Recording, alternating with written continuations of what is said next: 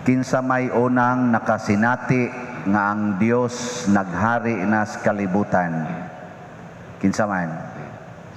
Ang mga katong mga disipulo ni Kristo. Una, ang mahal nga Birhen Maria o si San Jose. Sunod, katong mga shepherds. Dayon, katong mga wise men or mga tulo ka hari.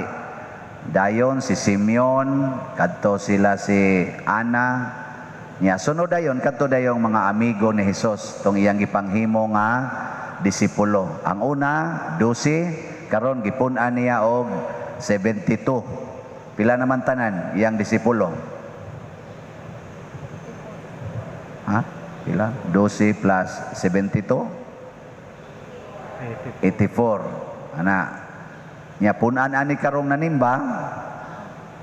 Pila naman tanan? Aw kamo unsa man mo disipulo mo ni Kristo? Gusto mong mahimong disciples? Gusto? Wa man day mo klaro ani pagkasimbahang inyo. Basig na parihara mo atong nagsigilag sunod-sunod ni Hesus kay naghuwat kanus-a magmilagro, nagsigilag pangayo nga ayohon ang ilang mga sakit. Nga ang ilang mga masakiton maayo, pero pag ingon ni Kristo sunod mo nako, wa gyud nanunod. Basig naliwatan, adi kita ka experience sa gingharian sa Dios sa iyang paghari. Mao na ang mga disipulo nakasinati naman sila sa paghari sa Ginoo.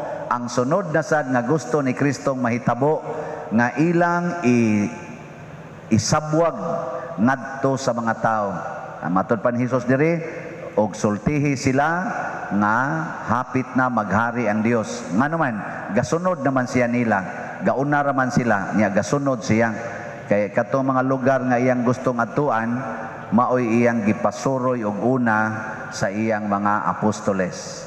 Nakaron sa atong kinabuhi, unsaon man sad nato pagsinati ang paghari sa Dios. Matod pa ni San Pablo diri sa unang pagbasa, kay siya man to'y unang nakasinati ni Kristo, unya ang iyang gisulatan mao ang iyang tinun-an, ang iyang disipulo, ang iyang gipili nga leader siyang simbahan, nahimong obispo, ang anak ni Eunice. Kanis Eunice, kuan ni siya, anak sa ni siyang Loida. Kanis Loida og si Eunice mo ni ang nahimong mga barkada ni San Pablo pag-adto niya didto sa lugar nila ni Timoteo.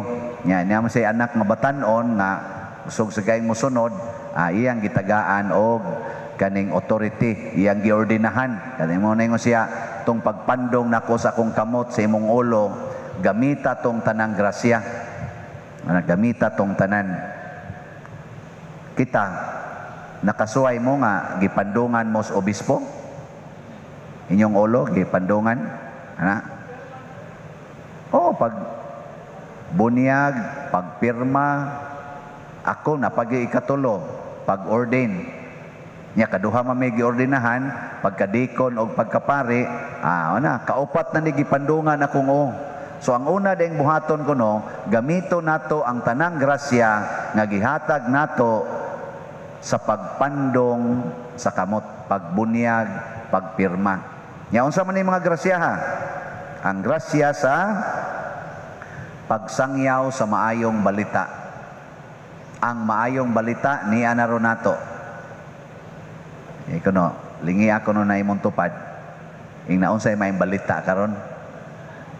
Unsay imong maayong balita karon? Ing nako na ba siya ikasulti? Kung mayroon ka siya, ambot lang, okay ba? Ana. Basin, og na din na siya, numero ron diya. So, unsay maayong balita karon? Nakaroon, unsa man ang maayong balita nga gustong ipasabwag ni San Pablo, ningon siya, kay ang espiritu nga gihatag sa Dios kanato, dili espiritu sa katalaw, kundili espiritu sa gahom o gugma o pagpugong sa kaugalingon. Gahom, gugma o pagpugong sa kaugalingon.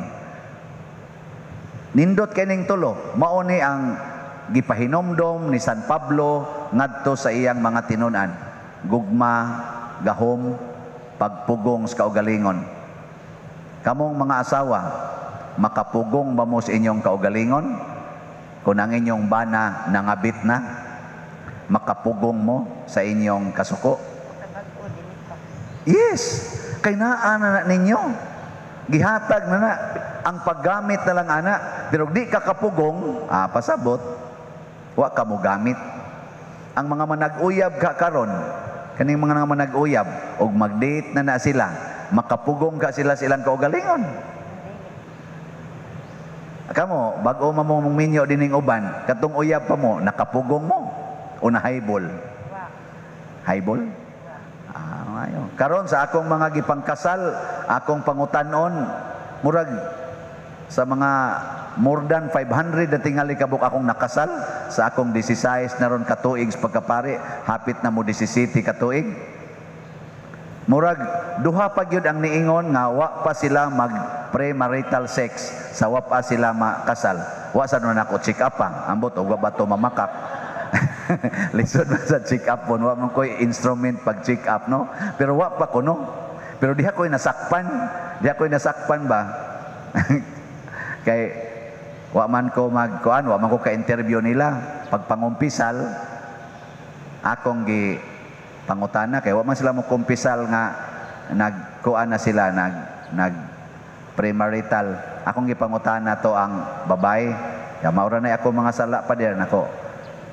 Wa pa mo matintal sa paghimo og premarital sex aning imong banahonon kay kaugma naman lang kasal. Ningo-ingon din babay, manalagi pader ana. Nako sala o bitaw pader sala sad na pader ana. Man ang laki na ni sunod nga ingon nako mo to kumpisal sokol sa mama ana tubag-tubag ana mga ana paghuman maurot ako mga sala pader nako. Wa pa mo mag premarital sex aning imong asawahonon siya wa pagyud pader.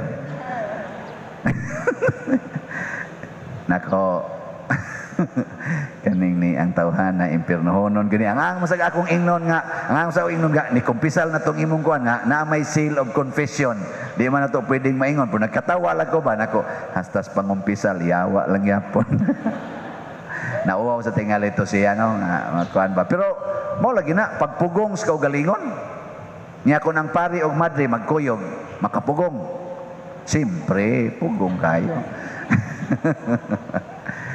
Niya kamong mga ginikanan ug ang inyong anak tapulan kayo niya dako pa jud kay kaon bugo pa gyud makapugong mo sa inyong kaugalingon sa pagyaw-yaw pugong ug wa na moy bugas wa na gyud moy magasto makapugong mo sa dili pagpangutang makapugong mo sa pagpangutang mangutang mangutang kung ang imong kauban des imong opisina or sa imong balay imong silingan musugod og imbitar nimo nga manglibak sa inyong isig katawo nga kaila sa ninyo makapugong mo sa pagpanglibak. Amo na gamitin na naggahom mo na ingos Kristo panglakaw mo unya ang gahom ipaambit unsa man gahoma ang kalinaw ang panagdait maanaa kaninyo pasabot ang gahom di ay ang gugma, kalinaw, panagdait, niya na nato, gahom na nato, batok sa mga dautan. Gahom ba? Power. Nya gamita na, kalinaw, gugma. Nya matod pa ni San Pablo, pagpasigarbo sa Ginoo nga imong Dios, ipasigarbo sadko nga imong amahan nga karon nabilanggo tungod ni Kristo. Si San Pablo nabilanggo siya, nagsuwat siya ni Timoteo. Aning panahona gischedule na siya kanusa siya putla siyang liog. Pero ingon siya ipasigarbo sadko. Kana bang proud ka ng imong teacher na priso og patyuno na para sa Ginoo? Kamo proud ba mo na ang inyong Ginoo gilansang sa cross? Proud mo nga atong Ginoo gilansang sa cross? mutubag. Unsa bang di man mo mutubag? Proud mo nga gilansang ang Ginoo sa cross? Proud. Inyo ba nang gipagarbo?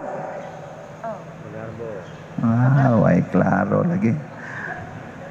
Ang simbahan, proud kayo. Ang simbahan ba, in general, mo bitaw tanang gyud nga simbahan Katoliko, sentro gyud nga ang crucifix. Mo ginay requirement. Ngano man, ipagarbo gina nato nga ang atong Ginoo gilansang sa cross.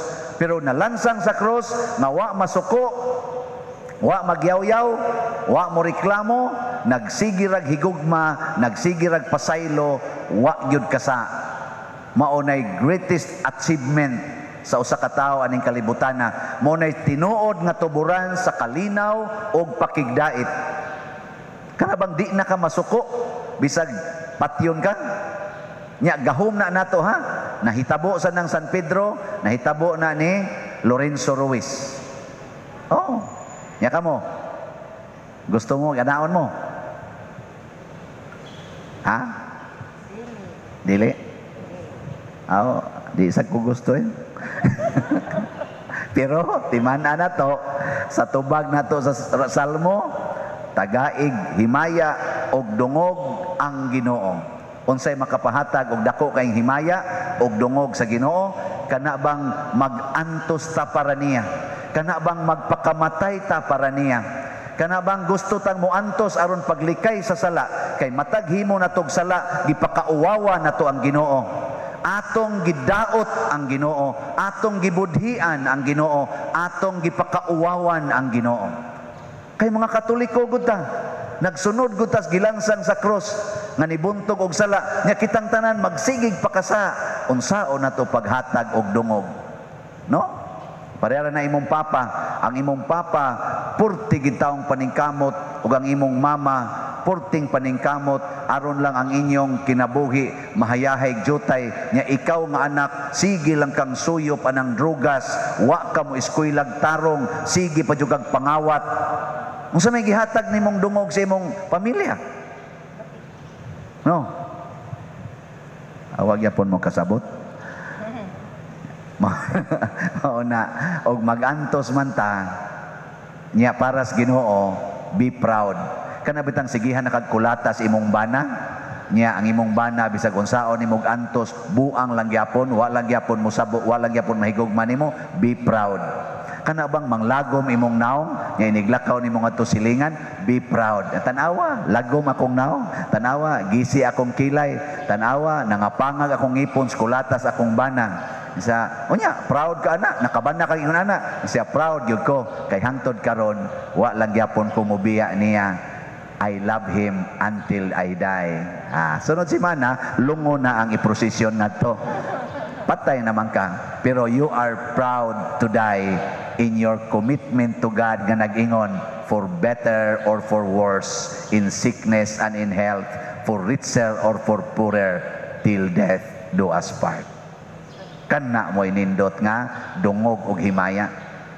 Nga tinuod gid ay na, nga di day na bakak, nga mabuhat ra gid ay na, dili day na istorya-istorya lang, ikaw ang naghatag og testimony.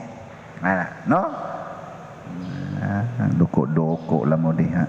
Sige na, manindog na ta.